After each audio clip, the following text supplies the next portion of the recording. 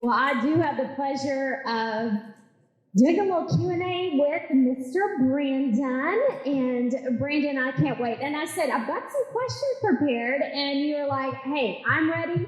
I don't want to see them off the cuff. So I love random questions. Well, good.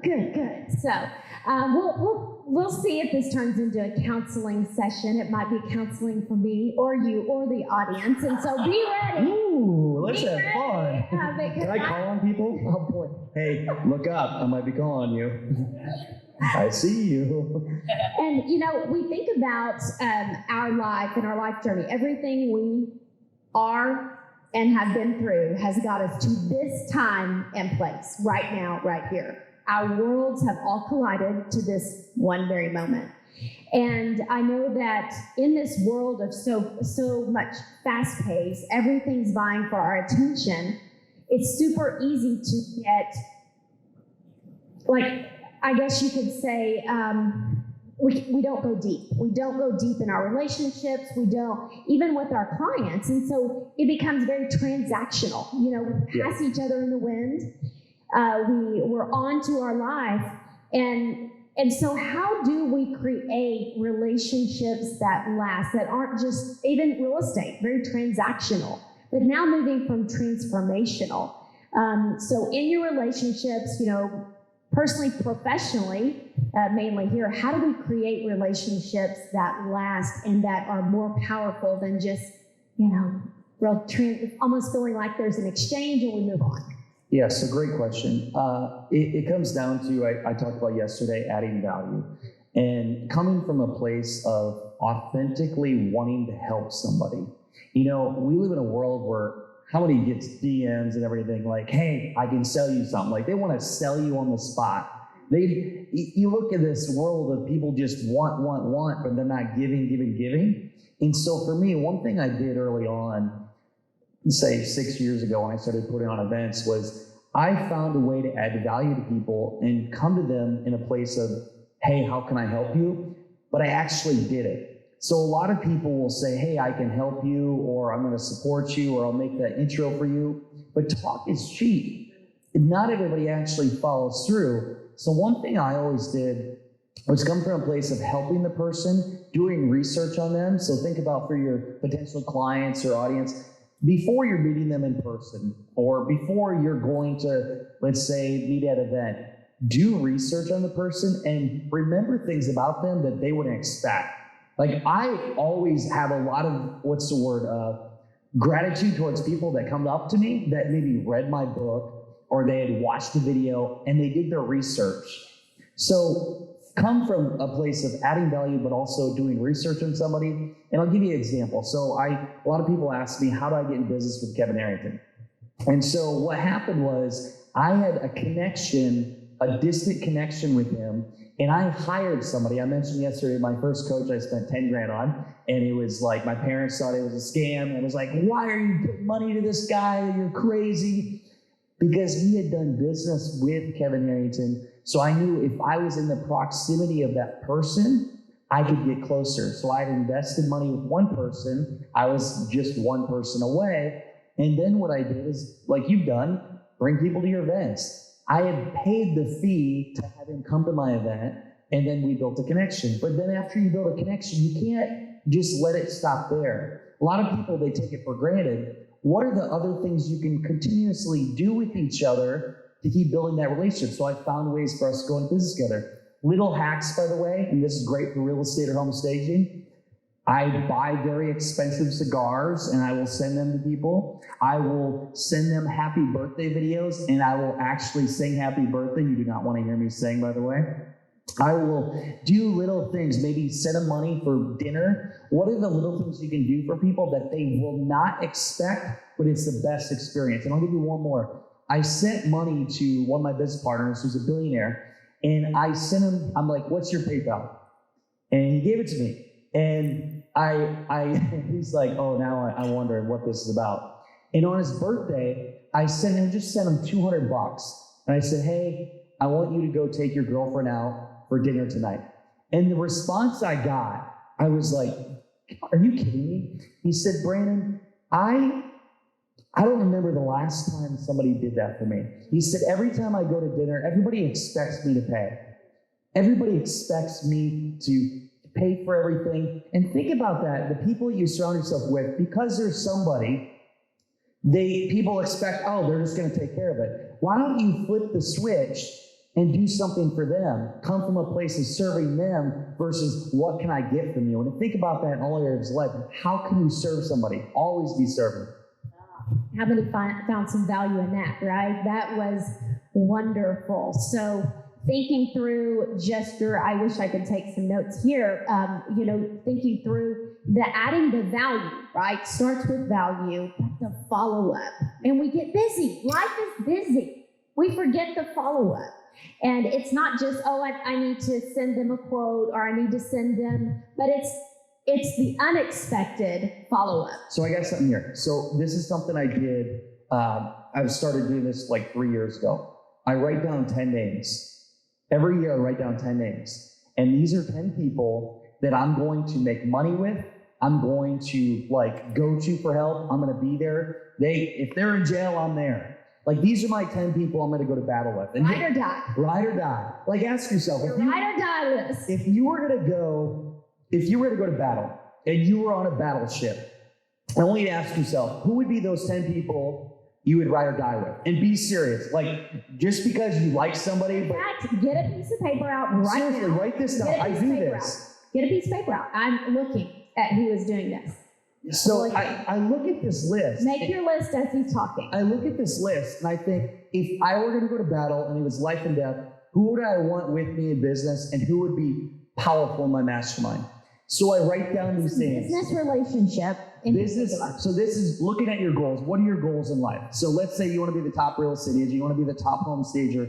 So thinking about it, who is the top loan officer that you want to have in your corner? Who is the top home stager? Who is the top? You think of the affiliates. Then I also look at my personal life. Who are those kind of coaches I need in my life? Maybe a video coach, or maybe a life coach, or maybe whatever it is. But who are your 10 people? And so for me, I have this bucket list of people. I'll say a couple names on my list. I'll give you a couple examples. So one of them is Brandon Green. That guy basically saved me from bankruptcy. I love him. Brandon, you see this out there, I freaking love you, man. Brandon Green is big in the real estate world, but he understands money. He understands wealth. And so he's become a really great mentor for me to understand money and wealth and how to grow my money. So that's one person on my list. If he wants anything from me, I'm there. Other one, Jeff Hoffman, has given Kevin Harrington. And these are people, each person has something that I'm striving towards. I'll look at Jeff Hoffman. He's directly impacted 400 million people. He's directly impacted that many people. And one thing I take from that trait is he gives back. So because of him, everything I do, I give back. One other one, Kevin Harrington. The reason why he's on my list is because he learned how to build a massive brand that allows him to get equity in companies because of who he is. So I take that trait, how can I implement that in my life? How can I become the shark in my space? My wife is on that list too. So think about, who are these people on that list that are going to help you become the best in the different areas of your life? You have these little areas. What are the people that are going to help you become the best? And by the way, one more thing. Next year, you might take somebody off that list. But you might have to get a new person on the list. So it is. It's a reevaluation every year. And so I want to know who's made the list. Let's see your hand if you've made the list. We're still thinking. How many have gotten at least 5 people? Are we at 5 yet? And it might take you a little bit, right? But don't stop thinking during this whole session, because I'm going to ask again to raise your hand if you have your 10. Think of 10. I'm going to go one more level. I want to add one more thing. Okay, and then I've got something. Okay, so people have asked me before, Brandon, because I share this on podcasts, was like, Brandon, how do I get on your list? And I'll give you an example. So let's say you're looking to get somebody on your list. Maybe there's somebody very high up. You don't have a relationship yet. You don't have a relationship, but they're the ideal mentor that's already achieved what you want to achieve. I would research them, read their books, listen to their podcast shows, come from a place of serving. And if you really want to get their attention right away, find their charity of choice and give a pretty large donation. That would get their attention, and then just find a way to help them. Really, the biggest way to get somebody's attention, just really what it is, people that get paid pay attention, find a way to help them. Because think about it. People at high levels, everybody's coming in. They all want something. There's not a day that goes by somebody doesn't ask me for money. I mean, it's just part of the business. But the thing is, if you can come to a place of serving them, you'll get their attention. So that's my one tip. If you want to get that person's attention, find a way to serve them, find a way to make them money, and they will eventually be on your list. Wow, that's good. That's wonderful. And so I would say, I love, by the way, such value here. Create your top 10, whether you know them, they're in your circle yet or not, and then keep reevaluating that. They're going to help you, but you have to set your goals first, right? This is like that. It's just one more layer to it. And then take action. So how do you then take action consistently throughout the year to keep that relationship fresh? And you've got it out of sight, out of mind. So let's go there real quick. You continue to stay and add transformation to them. I mean, how many touch points? What does that look like? Yeah, so because they're on your list, they're a part of your subconscious, and every time you go somewhere, they're a part of your mind in some way or another. So you know on that list, these are the different people, and here's their areas of expertise, and here's where they need help. So as I'm going about and meeting other people, I know they're on top of my mind. How can I make an introduction to them that would turn into value for them? And that value could be, again, making money. It could be exposure. Sending them a lead, referral. Yeah, referral. But it's also the little things, guys. Like, I can't express enough. Little things that show you actually care. Videos. Was it Nick talking before? I do that too, where you send a personal video. I've been thinking about you. Sending personal videos. Buying dinners, again, sending them packages in the mail. That's a big one. All these little things add up, and just showing that you actually care about the person and you're always trying to help them. When you come from a place of caring and really treating them as family, I look at it this way. The people that I do business with at a high level, I see them as people I would invite over to my house for dinner. If you're going into business with people that you can't see inviting over your house for dinner, you're doing the wrong thing. The reason why I'm here is you and Jonathan. Right. Like, you guys align. I came in your first event, Right. a great experience, and I believe in what you're doing. So I'm about the value of relationships with people I believe in, and I want to invest in the people that are just good people. I love it. I love it. And so here was my extra when you were talking about your list. And my husband and I did this. We literally at the beginning of the year wrote down 10 couples that we wanted to, I don't know, Paul and Timothy, right? Paul was a mentor to Timothy, and Timothy has to then, it's the mentor-mentee. So who are 5 couples or 10 couples personally that you can invest some time in? Maybe they're on the list, there's 10 people, and that's a dinner a month that you go to, or every other week. So who are couples around you or people in your personal life that you can pour into? Who can you help? We're talking about others that can help us, but who can you help? Who can you be that difference maker for? And that might be, like I said, just getting your calendar out and say, okay, I'm going to dedicate these are date nights, if you have someone to have a date with, but then we've got these nights that are also, these are investment nights. We're going to invest in someone else and have some value there. So that's a wonderful list. And then couples wise, who was our speaker talking about our friends from high school? We might need to get a different circle. So it's time to reevaluate. When we went through Elena's mastermind, she literally had us write down the people that were in our lives, the close, we're just comfortable with. And then guess what we had to do? We had to rate them on a scale of 1 to 10. And that was hard. And Lori, we had some revelations. We had people on the list that we may say, well, I can spend time with them, but not as much time because they're impacting the way that I think. So talk about that a little bit. I mean, can our sphere of influence or our comfortable circle impact us when we're going and we're trying to reach our goals? You had to get out of your city. You had My to, cornfield. right? Your comforts. I mean, what was that like? Did it start here? I mean, what was the shift? Yeah, so I'm from a small town of 700 people.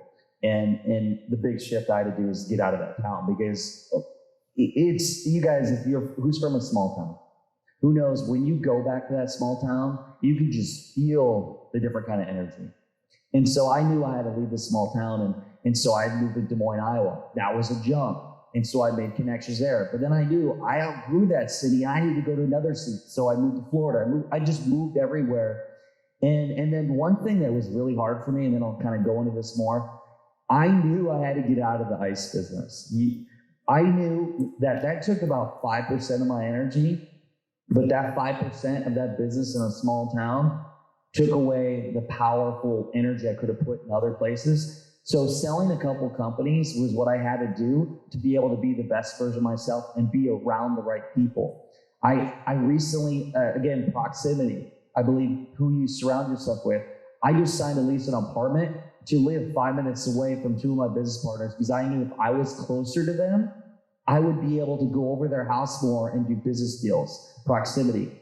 Looking at your list, you have to be truly honest with yourself. And sometimes it may be hard looking at your list and saying, hey, is that person really adding value to me? And so, by the way, guys, this is not always easy. No. Like, they can still... It's a counseling session. It is. They could still be friends that you limit. Like family, too. Like, I love my family, but there's certain people in my family, I limit how much I speak to them. I still love them, but if I were to listen to them along the way, I would be in a small town and I'd be broke. I love them, but they don't understand where I'm going. Now they're like, still like, what are you doing? They don't even know how I make money. Oh, look at Brandon. Yeah, I know. So look and see and ask yourself, is this person a great value to me? And are they actually holding me back? Like, there's some people that you have people that call you up and all they want to do is bitch. They want to be negative. Think about how that affects your energy. So you really have to limit who you are with and always be reevaluating. Because if you are actually on this journey to become the best in your space, I guarantee you, your list of 10 now will change in a year, will change in 2 years. Because most people are going to settle, and that's fine if that's what they want to do. But if you really want to become the best, you're going to make a lot of new friends on your journey. Well, and I love that you're sharing that. And on that journey upward, whatever that journey is for you, we may get the haters. We may get the people that say, oh, look, who does Brandon, look at Brandon, what he's doing, look at this organization, what are they doing?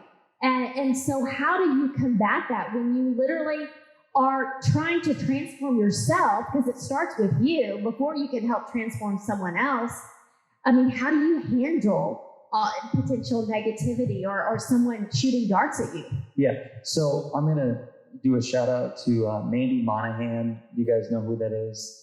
She's like a really good life coach, works with a lot of people in Keller Williams. She was a producer of our show, but she gave me some coaching once. And she said to me, because I asked her, I'm like, how do you feel about this? Like, I really care about what I'm doing. Like, my messaging, do you feel like, am I doing the wrong thing here? And Mandy said, Brandon, as long as you know in your heart you're coming from a place of value and you're not doing any harm to anybody else, and you really believe in what you're doing, and you believe in what you're putting out to the world and the value you're providing, you're going to have haters no matter what. Ignore that. And that's been really powerful for me, because I look at it anytime I create a video, anytime I go on stage, anytime I'm on a show or in the public eye or even communicating, I really believe in what I say. I wouldn't say it if I didn't believe in it. So I know sometimes there might be something that's taken the wrong way, or somebody might edit one part and make it go bad in one direction. But again, I know I'm coming from a place of caring. And I've had people, I had this happen, by the way, the other day. I created a video. You can look on my Instagram, at Brandon T. Adams. And I woke up early that morning, I went for a run, and I created a video. And there was a couple homeless people. And I saw them sleeping, and it was cold out. And I did a video, and I said, I woke up at 4:55 a.m. I had snooze. I woke up at 5. I went for a run. It was cold, but I was running. I looked over, and I saw 2 homeless people sleeping on a bench. And so as soon as I saw that, I was inspired. I created a video, and I said, hey, I just saw 2 homeless people, and it made me realize how lucky we are for the little things we have. The fact that I sleep in a bed, I have heat, like I'm grateful, running water. And I said that on a video, and one person took it the wrong way. And they commented, by the way, I had some fans come in and like attack him. I'm like, no, you're good. He said, look at you bragging about how you're waking up early and going for a run while people are homeless out there. And so some people are always going to find a way to like change that messaging. And just know, here's another thing too, and this is really primarily talking about posting content on social media. The people that say that to you are projecting how they feel about themselves. Correct. Hurt people hurt people. That's a bonus right there. That's a bonus. Yeah. And so I have a saying, I love my fans, I pray for my haters. That's good. That's good. Because you can't, it's like they have to change. The change has to happen in them. You can't change people, but you can inspire people and you can lead people. And I love that. It's got to cut. Everything we do has to come from a place of us saying we have done our best. I have done my best, and I'm happy with where I'm. But I'm not going to settle. I want to share one more thing. We talked about storytelling, and I'm just proud of the people who sharing their story. Jonathan, too, you had me in tears yesterday. A lot of people, their limitations is they're afraid to share their story because they think nobody cares. And by the way, I heard some powerful stories at the dinner last night that I told my wife about them. I'm just like, man, this is some powerful stuff. All of you have a story to tell. You all have a background. You all grew up somewhere. You've had obstacles. The more you can share your story, the more you can connect with people. It does lead to more people working with you. But beyond the sales side, the more you can share who you are and where you came from and what you believe in, the more you're going to empower people. And so think about your story. You could save somebody's life. I've literally had people say, hey, you saved me from suicide. And for your story, whether you went through, I'm just going to throw some out here, went through money issues, domestic violence, you went through whatever it is, by you sharing that story, you're probably saving somebody that went through that or is going through that right now. And so I encourage you all, if you could take one thing away, share your story and share it on camera with the world. And it's very difficult at first, but it's not about you. It's about the person watching. When you take it away from selfish reasons about me and how I look and think about how I can help those people, that will change your perspective, which will make it easier for you to do it, which will also change people's lives. And I love that. And you think about transaction versus transformation. You first being transformed. Now it has to happen internally before it can happen externally. And so talk to those out here and myself. You may have dealt with this, but when you think about the confidence level, the insecurity, I mean, say that people, because we know video, right? And you've addressed this when it comes to really putting ourselves out there. But first, talk to the people that have maybe a confidence issue. They maybe haven't dealt with the past, or they still remember that teacher that told them they couldn't read or whatever. They haven't grown beyond the hurt or the struggle, or they think they have, and then it shows up in different ways in their life. How do we keep growing in confidence and really allowing us to be impactful to others, getting beyond ourselves? Yeah. It's funny, I've done a lot of training programs, and the one thing that people tell me is I instill confidence in them. And even my director said our next video is going to be how you instill confidence in people. And I didn't know that was a thing I did until I heard Jonathan. I've heard so many people say, you've given me confidence. And I think it's because I see things in people that they don't see in themselves. And I've been in those situations where people didn't believe in me. It's like I shared that when I had a lisp, I had a speech impediment, like people made fun of me and I didn't have the confidence to speak. But then I realized that I didn't want that to be the thing holding me back. So I worked on it and made it my ability to communicate well, right? And so I think the one thing is surrounding yourself with the right people, getting the right coach to really instill that confidence in you, because they will tell you, hey, cheerleader, you can do it. Two, I talk a lot about death. I talk about how we could die tomorrow. I mean, not to go like this is becoming a session. Yeah. So you look at life and death, guys. Everybody in here has experienced death. I've experienced death. I've seen people held their hands, they died. It's a transition in life. And when you experience that and you realize that life is short, it really is, and that everything else, like it's just for living life, it makes you think about, like, why the fuck does it matter? Excuse my language, but it's true. Why all this, what people think, or why you shouldn't do something because of somebody else? What do you want? Do you really want to wake up one day, be 80, 90 years old, on your deathbed, and look back and be like, I didn't go for it because I cared too much about what that person said on my video, or that person didn't think I had what it took? That thought runs through my head. And after I've seen people pass and I realize they can't live for themselves, they're no longer here, I want to live for that person. So when you look at life that way, you go for it. People ask, why am I motivated? Because I could freaking die tomorrow. If I die tomorrow and I look back and wherever I'm at and look back at my life, I want to be proud of it. I want to say I gave it all on the field. So for every one of you, you get that confidence to go after it. And you might be scared. Hey, there's times where I'm nervous and I'm like, oh, am I really going to do this? But I realize if it doesn't kill me, I'm going to get better. And so I've learned to be comfortable being uncomfortable. And when you do that in your life and business, going after those deals, asking for that sale, raising what you charge, going into that next deal of real estate that you're like, oh man, should I get into this? You'll find a way. So when you start doing things that scare you, you grow. Grant Cardone talks about this a lot, but also it's life and death. Life is short, guys. Why not live it to the fullest, and why not go after the things you want in life? Because tomorrow could be your last. It could. I love it. And I want to take a couple of questions from the audience here. We've got just a few more minutes. Does anyone have a question for Brandon? And then our question to you is the list made?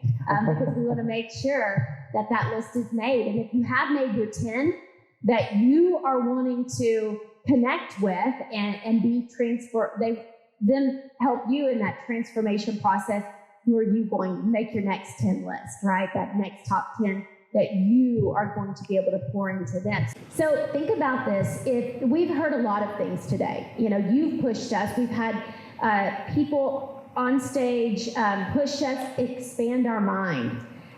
How do we now take action? How do we leave a conference and take action and not go back to maybe that same routine, the small-mindedness? We've all been stretched, but we are characters, we love the comfort. We love the comfort. That's what we're designed is for, comfort and protection. So how do we move forward? Yeah, so accountability. So is it Jay Massey here? Yes. So guys like Jay. So if I listened to his stuff, I loved it. If you were looking and getting into short-term rentals and flips, all that stuff, like I would hire him because he's going to hold you accountable. He's doing it at high level. You want to look at somebody like Jana, I would hire her. I don't know what the cost of your mastermind. I would go in it. Masterminds have been how I've created my career. Surround myself with the right people. I would hire her. If you want a video coach, I would hire Brennan because if you're not going to do it on your own. You need somebody to kick you in the butt to do it. So I think that's the biggest mistake people make.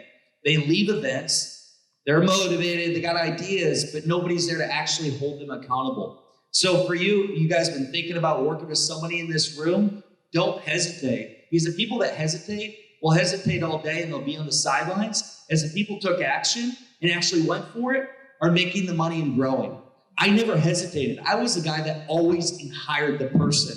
So the biggest thing is have people hold you accountable and hire the experts. They will make sure you don't lose. Good. So you have that piece of paper there. I want you to write down go with number 1, 2, and 3. The 3 actions you need to take next. If you're like, oh, I need that program. I need this. I need to do this. I need to have this meeting with my team. I need to hire someone new in this position. What thoughts have gone through your mind as you've heard all of these speakers that you thought, I need to do that? Write it down right now, and then I want to have a couple of people share. I got one more thought. There's an old saying, the expert is expensive, And the amateur costs you a fortune. Doing it yourself costs you a fortune. I laugh when I say it's 10, 20, 30 grand to work with me, and they're like, oh my God, I can't afford that. I said, you can't afford not to. It's gonna cost you over 100 grand in the next couple of years if you don't. It's gonna cost you your business. But people don't think that way sometimes. They think small, they think short. Don't think that way. And that's how I wanna change how you think about that. So good, so good. Okay, who has written our top 10? Wonderful. Jonathan. I see some hands. Wonderful. Okay, now don't just keep this on that piece of paper, right? You need to take that with you and put it into action. Get things on the calendar so you have that accountability. Share that list with someone so they can keep you accountable as well. Any other final thoughts? One other thing for the list too, if there's somebody in that list that you don't know, go to your sphere and ask them, do you know this person? Once you build up enough people, somebody knows somebody. Have those people help you make the introduction. The easiest way to get somebody is a warm intro from somebody that's already built a relationship. Think about the times where you did business with somebody, you didn't know them, but you knew the other person. So like if Jana made an intro to me, and I trust Jana, or Jonathan made an intro, I trust Jonathan, and they made an intro and said, hey, this is the best real estate agent in this city. I would not question you guys. I wouldn't even look at the background of that person. I'd be like, they're hired. I trust you. They've been vetted. They've been vetted. Work your sphere. I love it. All right, you guys give it up for Brandon. Thank you, everybody. Thank you, So Jana. amazing. Thank you. Thank you for being here with us today, sharing your time.